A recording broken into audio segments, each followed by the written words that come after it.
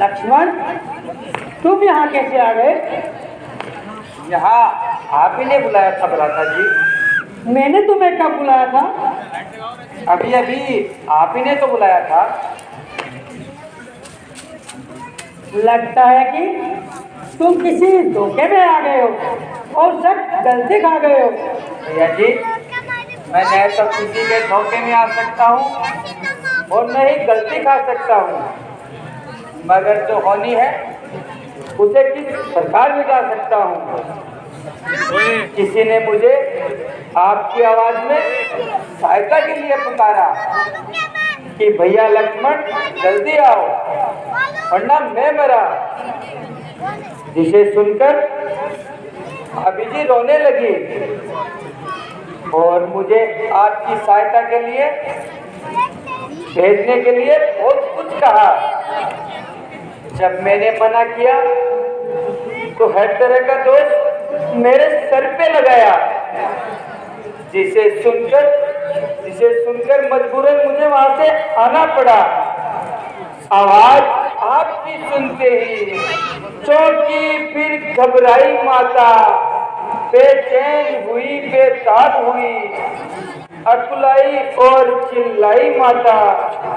जिस समय यहाँ आगमन मेरा उनकी आज्ञा का पालन है, उनका भी इसमें दोष नहीं, आवाज का इसमें कारण है।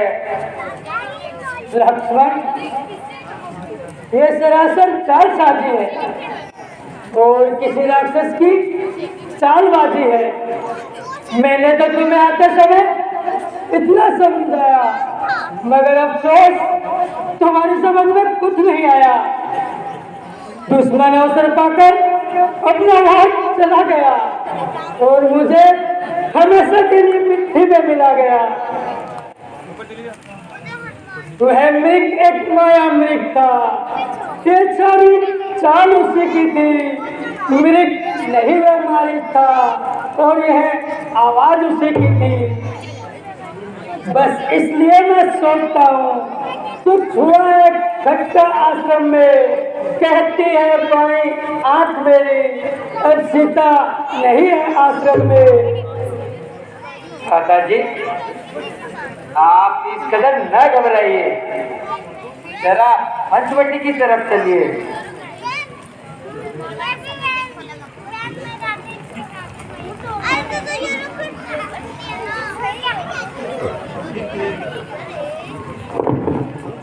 सीधे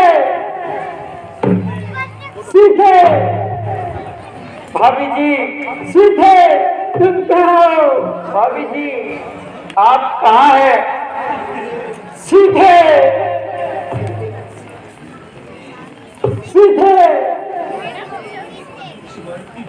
सीधे, तुम कहाँ हो?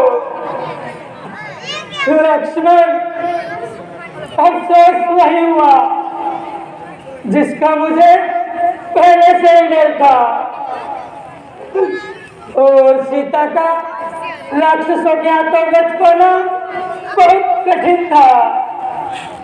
भैया लक्ष्मण, मेरा तो सब कुछ मिट्टी में मिल गया, सिर्फ जिस्म है, कलेजा सीने से निकल गया।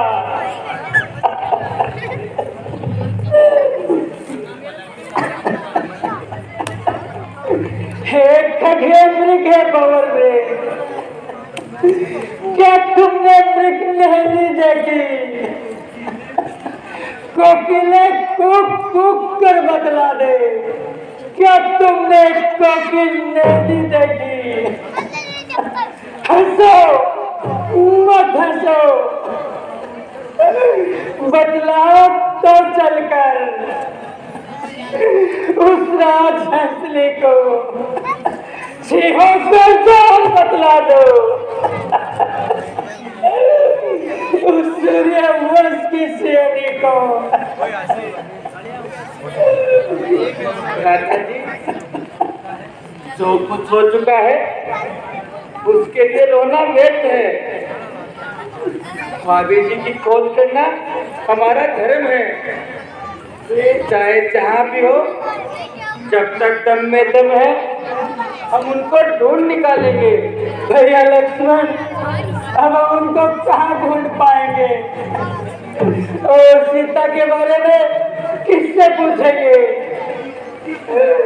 है कुछ तो ही बदला, वह इधर गई या उधर गई है, पर करती बदला मुझ रामचंद्र की कहावे चारों चकोर गई। मुझ पत्नी वर्ग की एकमात्र वह पतिव्रता किस और गई।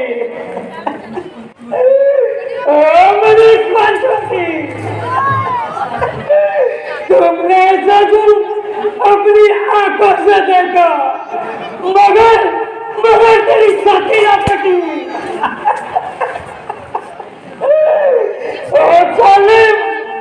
तुमने मेरी प्राण प्यारी को खा लिया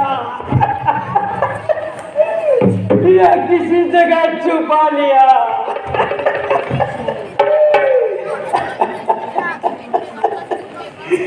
ऊंचे ऊंचे नक्शो तुम्हें कुछ बदला दो। मेरी प्राण प्यारी को देखा है तो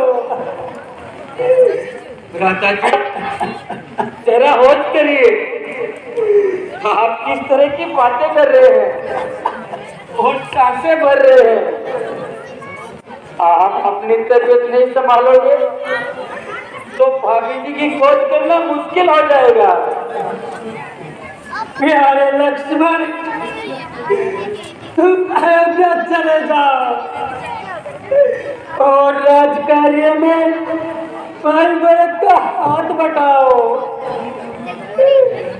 मेरा तो जंगले में ठिकाना है और एक रोज यही बचत कर मर जाना है।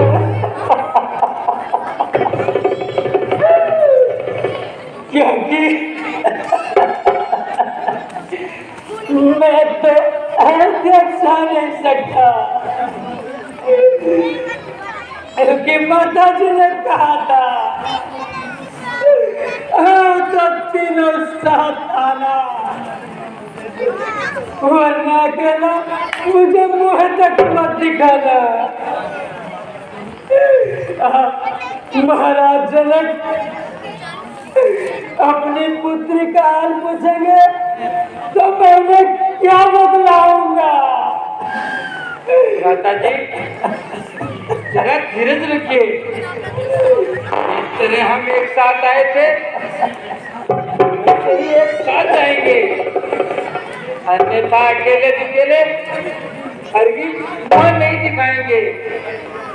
अब ज्यादा देर न लगाइए। नहीं भैया लक्ष्मण, अब मैं नहीं चल सकता।